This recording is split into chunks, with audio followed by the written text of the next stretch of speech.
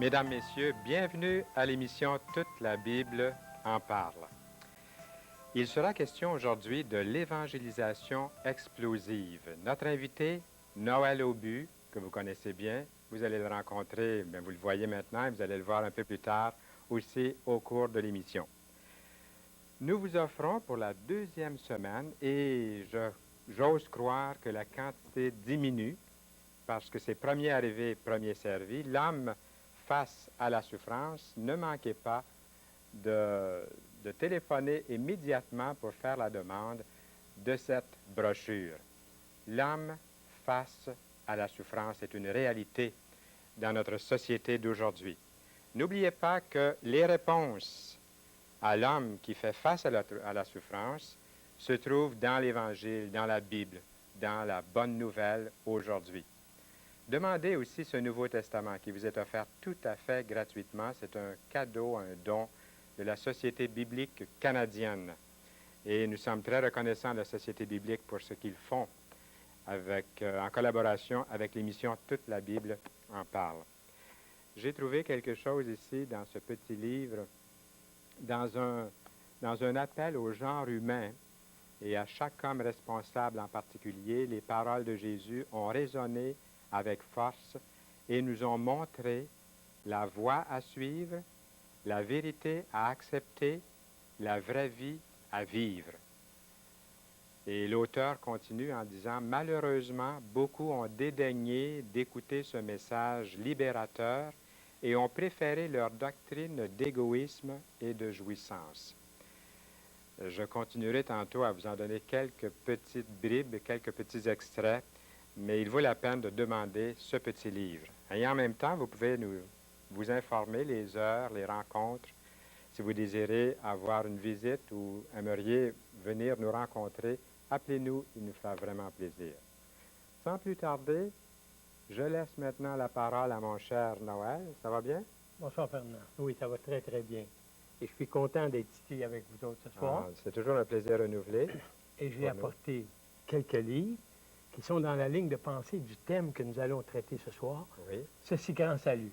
Parce que tu sais que nous avons un grand Dieu, et ce grand Dieu ne nous donne pas un petit salut, mais il nous donne un grand salut. Alors celui-ci, c'est Ceci grand salut. Il y a aussi ce livre avec Billy Graham, La paix avec Dieu. Parce que lorsqu'on obtient le salut de Dieu, alors on obtient aussi la paix avec Dieu. Et tu sais que Billy Graham va être avec nous bientôt ici à Montréal. Oui. Justement, on m'a demandé d'agir comme président de Mission Québec avec Billy Graham.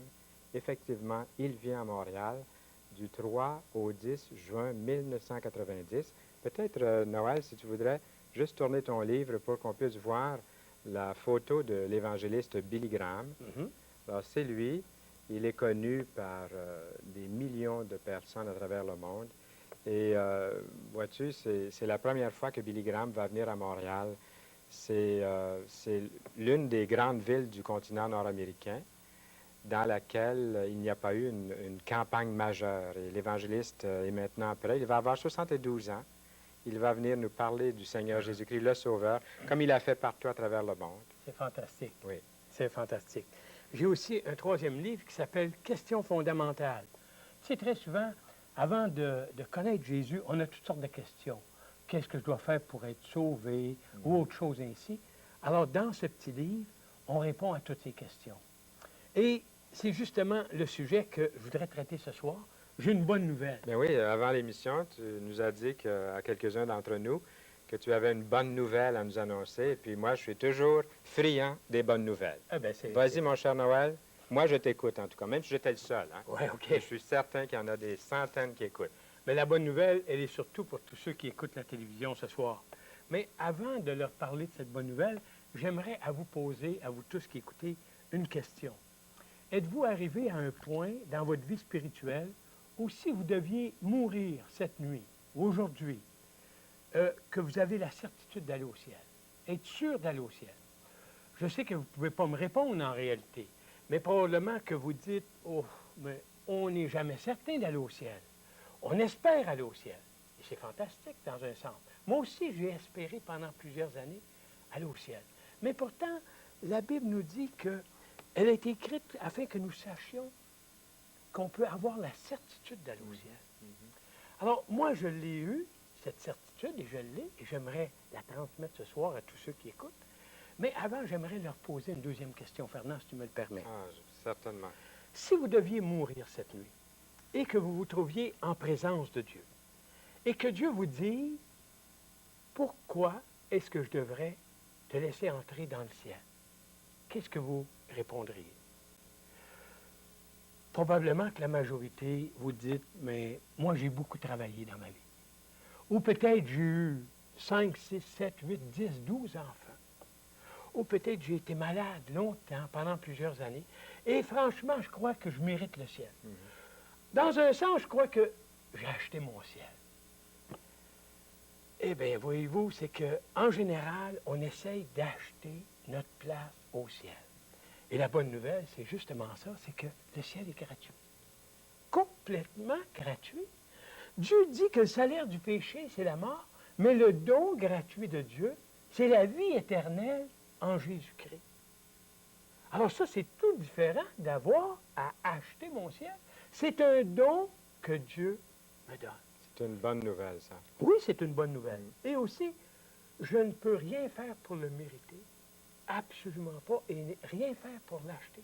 C'est un don que Dieu me donne, que je peux recevoir par la foi. Alors, je n'ai pas besoin de travailler pour acheter mon ciel. Mais avant d'aller plus loin, j'aimerais ça peut-être dire quelques mots sur ce que la Bible nous dit de l'homme. Elle nous dit que l'homme est pécheur. Bon, je sais qu'aujourd'hui, ce n'est pas un mot qu'on aime beaucoup entendre. On a rayé ce mot-là de notre vocabulaire. Pécheur et péché, on a complètement rayé ça du vocabulaire. Mais pourtant, la Bible elle dit qu'il n'y a pas de distinction. Tous ont péché et sont privés de la gloire de Dieu. Alors ça, c'est pas trop une bonne nouvelle. Et Dieu aussi nous dit qu'on ne peut pas se racheter l'un et l'autre, même si moi j'étais puissant et j'essayais de te racheter, toi, Fernand. Absolument pas, parce qu'il dit que le prix du rachat, il est énorme, il est grand. Et je ne pourrais rien donner pour te racheter. Et aussi, il ne me permettrait pas, moi, de me racheter.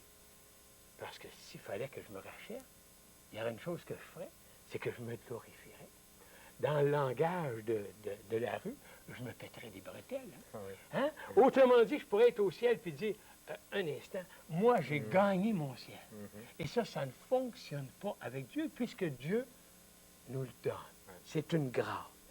Et tu sais, Fernand, il y en a qui pensent pouvoir gagner leur ciel.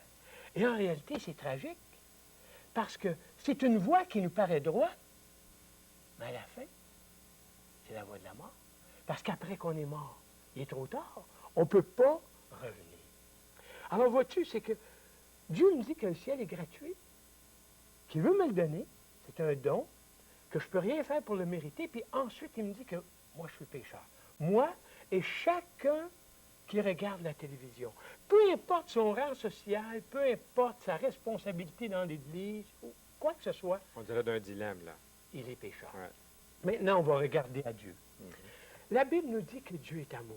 Autrement dit, elle m'aime, moi, elle vous aime, chacun. Oui. Mais aussi, il nous aime, Dieu nous aime d'un amour éternel et infini. Mais elle nous dit aussi que Dieu est juste. Dieu ne tient pas le coupable pour innocent. Autrement dit, il ne ferme pas les yeux ou il n'efface pas sur le tableau un péché que quelqu'un aurait commis. Du tout. Et aussi, la Bible nous dit que Dieu, il est saint. Autrement dit, il est trop pur pour regarder le mal. Alors, ça pourrait causer un certain problème là, Dieu. Il m'aime, moi, comme être humain, comme sa créature, mais il n'aime pas mon péché. Il doit juger mon péché. Alors, comment a-t-il résolu ce problème? Il ne l'efface pas avec Non. une éponge et il ne l'excuse pas non plus. Non. On en est là. Il doit juger le péché. Alors, comment il a fait ça? Comment il fait ça? Il a fait ça par Jésus-Christ. Et j'aimerais ce soir poser une question à tous les téléspectateurs. Qui est Jésus-Christ pour vous? Alors, peut-être que certains vont répondre, « Oh, Jésus-Christ, c'est un grand prophète. C'est un grand initié. » Oui. Oh, c'est quelqu'un de bien qui est venu et il nous a laissé beaucoup. Mais ce n'est pas du tout ce que la Bible dit. La Bible nous dit qu'au commencement était la parole. Et la parole était avec Dieu et la parole était Dieu. Elle nous dit aussi que la parole a été faite chair et elle a habité parmi nous, pleine de grâce et de vérité. Et nous avons contemplé sa gloire, une gloire comme la gloire du Fils unique venu du Père. Alors vois-tu, Jésus est ce Dieu créateur, ce Dieu infini qui est venu parmi nous et qui a pris une chair semblable à la nôtre. Mais qu'est-ce qu'il a fait, ce Jésus? Qu'est-ce qu'il a fait? Et c'est ça qui est important. Jésus, il est mort pour moi. Il est mort pour mes péchés. Il est mort pour les péchés de chacune des personnes qui regardent la télévision ce soir, même ceux qui ne la regardent pas. Je vais t'expliquer, Fernand. Supposons que dans ce livre, ce sont tous mes péchés que j'aurais commis durant ma vie. Alors, ici, dans ma main gauche, supposons que c'est moi. Et Dieu voudrait avoir avec moi une communion personnelle et intime. Mais, malheureusement, je porte le poids, le fardeau de mes péchés. Et Dieu est trop saint pour regarder le mal. Il doit juger mes péchés et il m'aime, moi, comme être humain. Alors, qu'est-ce qu'il fait? Il envoie son Fils qui n'a pas de péché. Et moi, je erre comme une brebis sans berger, et il met mes péchés et les péchés de chacun de ceux qui écoutent ce soir, et même ceux qui n'écoutent pas, il les a placés sur Jésus. Et moi, le châtiment que je devais recevoir pour ces péchés, qui l'a reçu, tu penses? Il les a transférés sur son Fils. Oui, il a transféré mes péchés sur son Fils, et c'est son Fils qui a reçu mon châtiment. Et c'est Jésus qui a reçu votre châtiment. Pour chacun de ceux qui écoutent, c'est Jésus qui a payé votre dette. Comprenez-vous? Et pourquoi Jésus dit sur la croix, tout est accompli? 3 mots qu'on ne devrait jamais effacer de notre mémoire. Tout est accompli. Mais c'est parce que lui avait rencontré les exigences de son Père. Il avait payé ma dette. Autrement dit, en mourant sur la croix, Jésus m'a acquis, moi, une place dans le ciel. Alors là, on pourrait dire, ah bien, c'est fantastique. Tout le monde va au ciel, peu importe notre vie, on va tous au ciel. Puis on fait tout ce qu'on veut. Oui, pour nous oui. sauver. Et puis on a un Dieu qui est miséricordieux, comme beaucoup de personnes disent aujourd'hui. Mais c'est pas ça. La place que Jésus m'a acquise, la place qu'il vous a acquise au ciel, on peut seulement que se l'approprier par la foi. Comment est-ce qu'on fait ça? Oui. Ouais. Alors, je vais t'expliquer. Qu'est-ce que la foi? D'abord, je ne sais pas si tu as un trousseau de clés, là, mais moi, j'en ai pas dans mes poches. J'ai une clé. Attends Bon, un peu. tu as une clé. Ouais, Passe-moi une clé. J'ai les deux Bon, clés de la merveilleux, voiture. tu as 2 clés. Voyez-vous, les clés, ça se ressemble toutes. C'est comme la foi. Il y a plusieurs sortes de foi, Fernand. Et toutes ces clés ont des dents, des encavures, des rainures. Mais pourtant, il n'y a seulement qu'une clé qui rouvre la porte de ton auto. Et c'est probablement celle-ci. C'est la ronde. Et en plein ça. celle-ci Une ne Ford. démarre pas ton auto. Hein? C'est celle-ci. Alors, c'est la même chose avec la foi. Il y a différentes sortes de foi. Je te remets tes clés pour pas que merci. tu marches ce soir. Il y a différentes sortes de foi. Il y a la foi qu'on pourrait appeler une foi intellectuelle, une adhésion intellectuelle, qui fait que moi, je sais que Jésus existe. C'est beau de savoir que Jésus existe. Mais les démons savent aussi que Jésus existe. Et juste devant cette pensée, eux, ils tremblent. Alors, mais ça ne sauve pas. C'est pas le fait de savoir que Jésus existe, c'est pas ça qui sauve. Non. Et il y a aussi cette foi qu'on pourrait appeler temporelle. Alors, on prie Dieu pour notre santé, pour notre voyage, pour notre travail, pour notre épouse, pour nos enfants. Et ça, c'est très bien. Et j'espère que vous allez continuer à le faire. Alors, mais ce n'est pas la foi qui sauve. La foi qui sauve, c'est la foi qui fait que je place toute ma confiance en Jésus. Je vous donne une petite démonstration. OK. Ici, il y a une chaise. Cette chaise, elle existe. Mais est-ce que ça fait qu'elle me supporte? Non. C'est pas parce qu'elle existe qu'elle me supporte en ce moment. Mais est-ce que tu penses que cette chaise peut me supporter?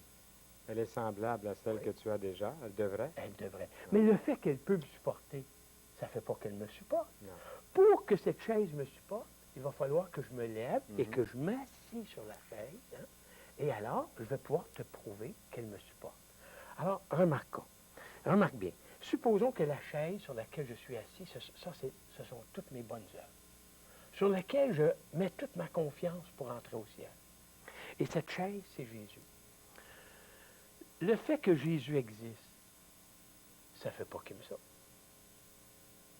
Le fait que Jésus peut me sauver, ça ne fait pas qu'il me sauve non plus. Ce qui va faire que Jésus peut me sauver, qui va me sauver, c'est qu'un jour, il va falloir que je prenne la décision de ne plus me reposer sur mes bonnes œuvres, mais de me lever et de mettre ma confiance sur Jésus. Mhm. Et Jésus seul. Alors, c'est ça la foi qui sauve. Est-ce que tu comprends? C'est saisissant, comme Alors, illustration. j'espère que tous ceux qui regardent ce soir comprennent aussi qu'on ne peut pas se reposer sur nos bonnes œuvres.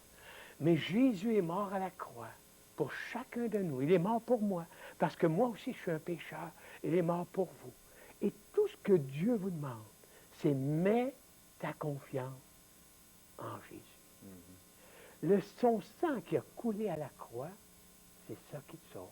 Ce n'est pas pour rien, Fernand, que lorsque Jean-Baptiste voyait Jésus, il le voit et il dit, voici l'agneau de Dieu qui ôte le péché du monde. Mais c'était mon péché aussi que Jean-Baptiste parlait, et c'était votre péché aussi. Alors, si seulement on peut s'arrêter maintenant et penser à tout cela, réfléchir et se reconnaître pécheur, chacun de nous, et alors être capable d'accepter Jésus comme son sauveur. Noël, je vais te demander de rester dans la chaise où tu es, OK. puisque tu as dit que celle-ci, c'était tes bonnes œuvres, tes efforts personnels. Je ne voudrais pas que tu reviennes dans ça. Alors, reste où tu es. C'est parfait. Il reste à peu près... Je veux aussi. Ça, c'est Jésus, ça représente le Seigneur. Pendant 30 secondes, j'aimerais que tu... Parce que souvent, les gens que j'ai rencontrés, ce sont des gens qui ont prié avec nous durant l'émission, qui sont venus au Seigneur. Pendant 30 secondes, faire une prière de repentance pour aider cette personne qui veut accepter le Seigneur maintenant. Seulement 30 secondes, puisque notre entrevue est bientôt terminée. OK. Seigneur Jésus, je veux te prier pour tous ceux qui regardent en ce moment, afin que tu puisses toucher leur cœur, afin qu'ils puissent se reconnaître pécheurs, mais aussi qu'ils puissent te reconnaître comme celui qui les a graciés. Seigneur, qu'ils puissent arrêter d'essayer de faire quelque chose pour se sauver, mais qu'ils puissent mettre leur confiance totale en toi seul, dans ton sacrifice à la croix, dans ta mort à la croix, Seigneur Jésus. On sait que tu les aimes tous, tu nous aimes tous, et on met notre confiance en toi. Amen. Amen. Et sans plus tarder, nous vous écoutons dans quelques instants. Là, j'ai des petites annonces à faire. Merci beaucoup, Monique. J'ai quelqu'un ici qui s'appelle Monique, et puis je vous garantis qu'elle fait bien son travail. Elle m'a dit, Fernand, 2 minutes pour faire les annonces. Mais j'ai le temps de dire un petit mot à Noël. Et Noël, nous allons revenir pour le mot de la fin. Et je crois qu'il y a des gens là qui nous regardent en ce moment qui, sincèrement, ont mis leur foi dans le Seigneur Jésus-Christ. Et c'est ce que nous voulons aussi. Bien, maintenant, j'aimerais vous dire que l'homme face à la souffrance, c'est peut-être une réalité qui n'est pas seulement pour les autres, mais peut-être pour vous en ce moment. Souvent, lorsqu'on entend une parole comme l'homme face à la souffrance ou face à la mort, on se dit, bien, c'est pour moi, ça me touche de tellement près, je passe par une grande solitude ou par une grande épreuve. Et Gaston Racine est un homme qui a beaucoup souffert dans sa vie, et c'est probablement l'ouvrage le plus extraordinaire de Gaston Racine. Le monde court vers un jugement à la mesure de ses iniquités, et Noël nous en a parlé il y a quelques instants, dont la plus grande est le rejet de Jésus-Christ. Vous avez l'occasion aujourd'hui de demander l'homme face à la souffrance, et il est question de cet homme qui a souffert pour vous, et comme l'a si bien expliqué Noël, qui a porté votre fardeau, vos fautes, vos péchés ont été transférés sur lui, eh bien, vous pouvez trouver cette âme, le Seigneur Jésus-Christ, celui qui a porté vos péchés. Eh bien, Guylaine Lacroix est là, elle est toute prête. Elle va nous dire si tu cherches un ami, si tu cherches un abri, si tu cherches un appui, oui, tu peux compter sur lui. Peut-être que vous êtes désespéré, mais Guylaine Lacroix va maintenant nous donner cette réponse. Guylaine.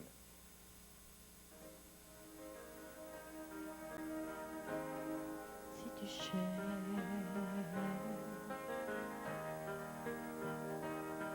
un ami,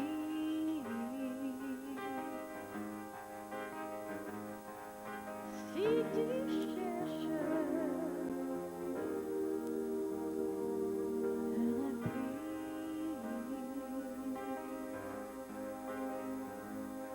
un appui, où tu peux compter sur lui.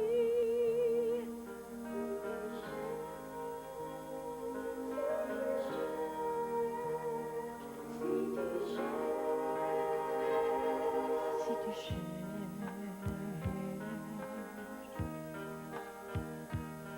le chemin,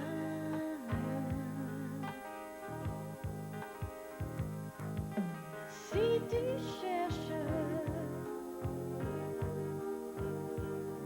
mais sans vain,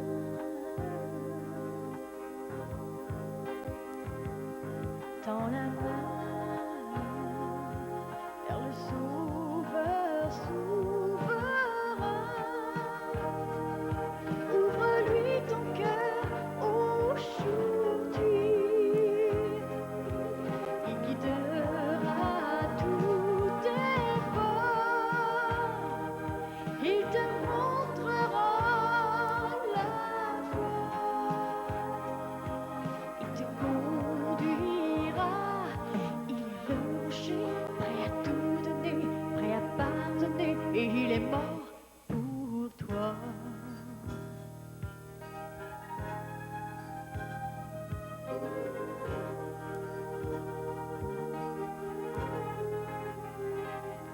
Si tu cherches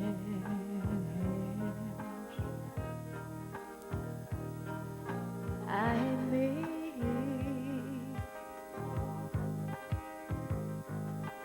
si tu cherches à donner,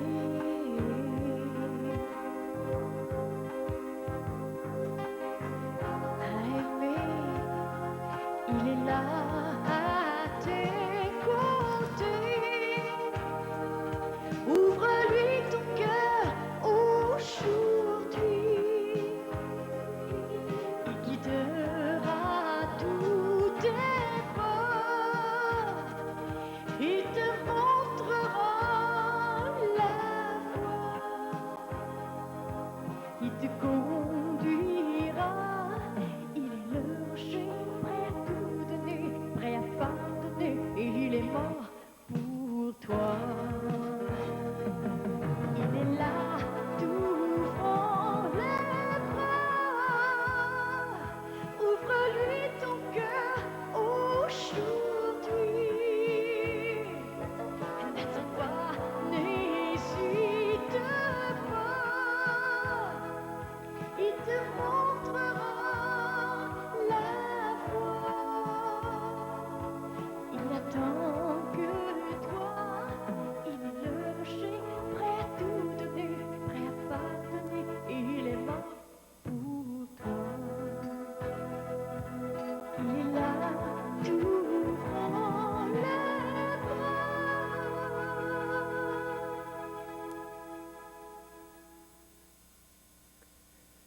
Merci beaucoup, Guylaine Lacroix. Merci encore une fois. Le Seigneur vous cherche et vous pouvez vraiment compter sur lui. Le Seigneur fait de grandes choses ces jours-ci et puis Noël Aubu, notre invité, nous en a parlé. Et le mot de la fin, Noël, merci pour cette prière tantôt, cette prière de repentance. Je crois que quelqu'un a prié avec toi. Et l'avenir nous dira, quelqu'un va nous dire, j'ai prié un jour à l'émission, Jésus est venu dans ma vie. Je l'ai expérimenté quelques fois. Toujours une grande joie. Qu'est-ce qu'on dirait comme mot de la fin? Crois au Seigneur Jésus et tu seras sauvé. Ceux qui cherchent Jésus, ils n'ont qu'à croire en lui. Ils ont simplement à arrêter et croire. Ça veut dire mettre leur confiance en Jésus et Jésus seul pour leur salut. Il n'y a pas d'autre chemin. Il n'y en a aucun autre. Ça ne sert à rien de chercher autrement. Puis une fois qu'on est engagé dans ce chemin, on marche en Jésus. Jésus nous guide. J'ai beaucoup aimé cette illustration. Je vois encore cette chaise-là comme la chaise des œuvres, des efforts personnels. Qu'elle reste vide. Et tu n'as pas changé de place Non. parce que tu veux illustrer qu'une fois que Jésus est dans sa vie, on continue à marcher pour lui. Exactement. Et c'est merveilleux. Et tu sais, c'est pas une vie qui est plate. Non, Non. C'est une vie intéressante avec Jésus. incroyable, mais ça fait 42 ans. Pour Eh moi, là. C'est merveilleux. C'est comme si c'était hier. Je te dis ça Uh-huh. vraiment sincèrement, là. Ouais, Une grande paix que le Seigneur donne quand on vient à lui. c'est réjouissant. Bien, je voudrais causer encore avec toi, mon cher Noël, mais il faut bien que je vous parle à vous aussi. Et c'est pour vous dire la bonne nouvelle. La bonne nouvelle aujourd'hui, est-ce que je la mets comme ça, peut-être, je ne sais pas. La bonne nouvelle aujourd'hui, c'est que vous demandiez ce Nouveau Testament. Et n'oubliez pas l'âme face à la souffrance, que vous pouvez aussi instantanément, tout de suite, pendant que les moments passent, demander, et il nous fera plaisir de vous les donner. C'est gratuit, c'est un cadeau. Comme le salut, vos péchés ont été transférés de vous-même, de votre fardeau sur vos épaules, sur le Seigneur Jésus. Eh bien, Guylaine sera là la prochaine fois, mais aussi Odette Beauregard, qui est appelée à évangéliser le monde. D'ici là, au revoir et à bientôt.